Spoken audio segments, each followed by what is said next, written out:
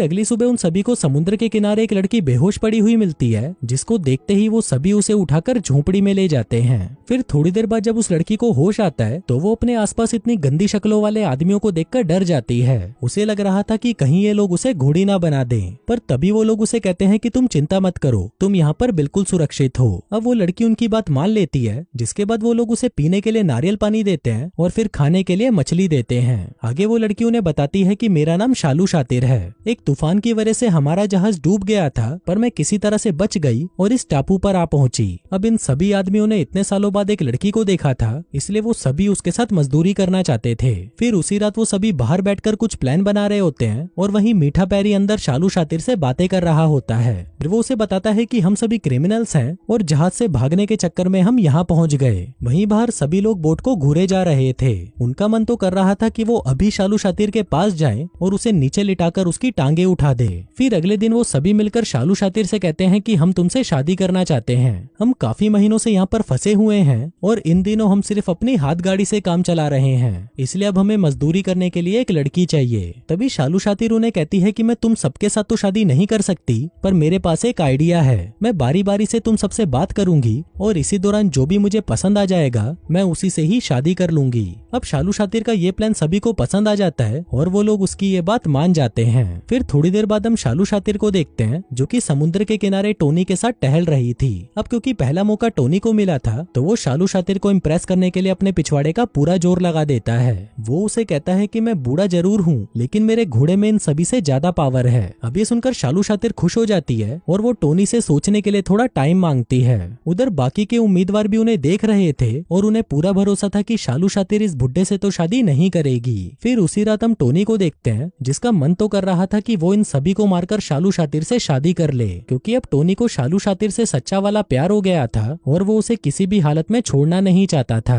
लेकिन उसके अंदर इतनी हिम्मत भी नहीं थी कि वो अपने साथियों पर गोली चला पाए। फिर अगले दिन बारी पप्पू नाकारा की थी, इसलिए वो शालू शातिर को बड़े बड़े वादे करने लगता है। वो कहता है कि मेरे पास बहुत पैसा है और यहाँ से निकलते ही मैं तुम्हें अंबानी जैसी जिंदगी दूंगा। लेकिन उसकी इन बातों से शालू शातिर समझ जाती है कि पप्पू नाकारा एक झूठा और नीच आदमी है, लेकिन फिर भी वो उसे कहती है कि मैं तुम्हें सोचकर बताऊंगी। अब पप्पू नाकारा के बाद सभी लोग बारी बारी से शालू शातिर से बातें करते हैं और वो सभी उसे पाने के लिए उससे झूठे और बड़े बड़े वादे करते हैं। कोई कहता है कि वो उसे रानी बनाकर रखेगा, तो कोई कहता है कि वो बिस्तर पर उसकी चीखें निकाल देगा। लेकिन शालू शातिर पहले से ही जानती थी कि ये सभी झूठे हैं और ये सभी बस उसके साथ मजदूरी करना चाहते हैं। लेकिन इसके बाद भी वो किसी को भी रिजेक्ट नहीं करती और उन सभी से सोचने के लिए टाइम मांगती है। फिर रात को जब बिट्टू मिश्रा झूले पर सो रहा था, तो सोते सोते वो सपना देखता है कि शालू शातिर ने उसे शादी के लिए हाँ कर दी है। अब शालू शातिर की हाँ सुनते ही बिट्टू मिश्रा उसकी टांगे उठा देता है, पर तभी उसकी नींद खुल जाती है। इसी दौरान वो खुद को उस झूले में फंसा लेता है, जिससे उसका दम घुट जाता है और वो वहीं पर मारा जाता है। अगले दिन हम देखते हैं कि बिट्टू मिश्रा की मौत से उसके साथी बहुत दुखी थे, जिसके बाद वो उसे ले जाकर समुद्र के किनारे ही गाड़ देते हैं। लेकिन वही मार्को उसकी मौत से दुखी नहीं था और सोच रहा था कि चलो इस कंपटीशन से एक भिसड़ी वाला तो कम हुआ। फिर कुछ देर बाद हम मीठे पैरी को देखते हैं, जो कि अपने सांपों के साथ खेल रहा था। दरअसल मीठे पैरी को सांपों का शौक था और वो उनसे बातें भी करता था।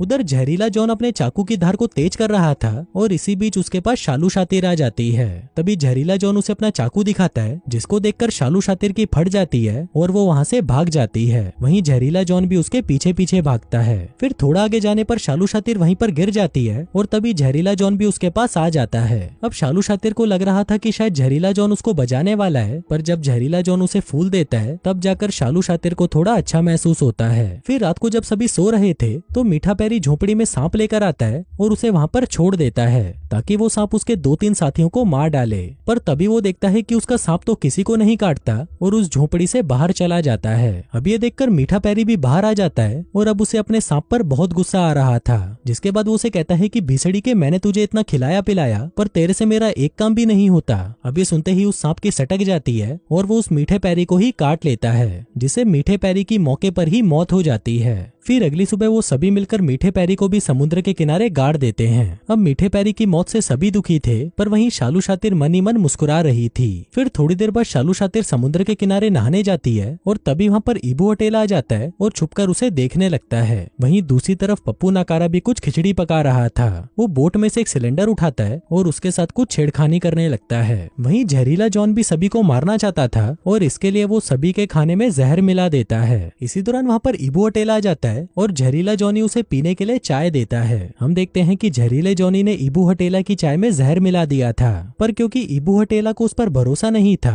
इसलिए वो चुपके से अपना कप उससे बदल लेता है। आगे जब वो दोनों चाय पीते हैं तभी जहर की वजह से जहरीले जॉनी की मौत हो जाती है, जिसके थोड़ी देर बाद उसे भी समुद्र के किनारे गाड़ दिया जाता है। अब वहाँ पर सिर्फ 4 ही लोग बचे थे और देखना यह था कि शालू शातिर किसके हाथ में आती है। वहीं पप्पू नकारा जल्दी से उस सिलेंडर को झोपड़ी के नीचे छुपा देता है जिसके साथ उसने कुछ खुराफात की थी। फिर थोड़ी देर बाद पप्पू नकारा को छोड़कर सभी लोग खाना खाने लगते हैं। हम देखते हैं कि ये लोग उसी टेबल पर खाना खा रहे थे जिसके नीचे वो सिलेंडर था। वहीं दूसरी तरफ पप्पू नकारा एक धागे को आग लगा देता है जिसका दूसरा हिस्सा उस सिलेंडर से जुड़ा हुआ था। फिर वो भागते हुए झोपड़ी में आता है और शालू शातिर को लेकर बाहर चला जाता है। इसी बीच वो सभी आसमान में पुलिस के एक हेलीकॉप्टर को देखते हैं जिसको देखकर वो बहुत ज्यादा डर जाते हैं और जल्दी से झोपड़ी से बाहर आ जाते हैं। वहीं उन तीनों को बाहर देखकर पप्पू नकारा समझ जाता है कि उसका प्लान फ्लॉप हो चुका है, इसलिए अब वो उस सिलेंडर को रोकने के लिए जैसे ही झोपड़ी की तरफ जाता है तभी उस झोपड़ी में एक जोर का धमाका होता है जिससे पप्पू नकारा की वहीं पर मौत हो जाती है, जिसके बाद उसकी कब्र भी समुद्र के किनारे बना दी जाती है। हम देखते हैं कि वहाँ पर अब सिर्फ 3 ही लोग बचे थे। उधर मार्को को पूरी उम्मीद थी कि वो सबसे ताकतवर है और शालू शातिर उससे ही शादी करेगी, लेकिन वहीं इबू हटेला भी किसी भी हाल में शालू शातिर से शादी करना चाहता था, इसलिए वो अपना चाकू निकालता है और मार्को को मारने की कोशिश करने लगता है। पर तभी हम देखते हैं कि उल्टा मार्को ही उसे मार मार कर भूत बना देता है। अब मार्को शालू शातिर को लेकर आगे बढ़ने लगता है, पर तभी इबू हटेला भी उड़ जाता है और वो भी उनके पीछे पीछे जाने लगता है। वहीं मार्को जंगलों के बीच से जा रहा था, पर तभी उसका पैर एक जाल में फंस जाता है और वो दूर गिरकर मारा जाता है। तभी हम देखते हैं कि ये जाल जॉन ने बनाया था, लेकिन इसी दौरान वहाँ पर इबू हटेला आ जाता है और जॉन से कहता है कि तुमने मार्को को मारकर बहुत अच्छा किया, पर अब तुम भी यहाँ से चलते बनो क्योंकि शालू शातिर मेरी है। पर जॉन उसकी बात नहीं मानता। तभी इबू हटेला उसे कहता है कि शालू शातिर को एक जवान मर्द चाहिए और इस पूरे टापू पर जवान आदमी सिर्फ मैं ही हूँ। तभी जॉन उसे कहता है कि मैं तुमसे ज्यादा जवान हूँ क्योंकि मेरा हथियार तुमसे बड़ा है और मुझे हर हाल में शालू शातिर से शादी करनी ही है। अब इबू हटेला के इतने समझाने पर भी जब जॉन उसकी बात नहीं मानता तभी इबू हटेला अपना चाकू निकालता है और उसे मार डालता है। वहीं मरते मरते जॉन भी इबू हटेला का हथियार काट देता है, जिससे इबू हटेला की भी तड़पते हुए मौत हो जाती है। अब इस पूरे टापू पर सिर्फ शालू शातिर ही बची थी जो कि बाकी दोनों की लाश को भी समुद्र के किनारे गाड़ देती है। इसके बाद हमें पता चलता है कि शालू शातिर एक खुफिया एजेंट थी और वो इस टापू पर जानबूझकर आई थी ताकि वो इन बदमाशों को मार सके, लेकिन वहीं शालू शातिर को खुद से कुछ करना ही नहीं पड़ा क्योंकि वो सभी चूतिए अपनी ही गलतियों के कारण मारे गए। अब शालू शातिर वहाँ से निकल ही रही थी कि तभी वहाँ पर कुछ और क्रिमिनल्स आ जाते हैं और वो शालू शातिर को अपने साथ चलने के लिए कहते हैं। अब ये सुनते ही शालू शातिर की फटकर 64 हो जाती है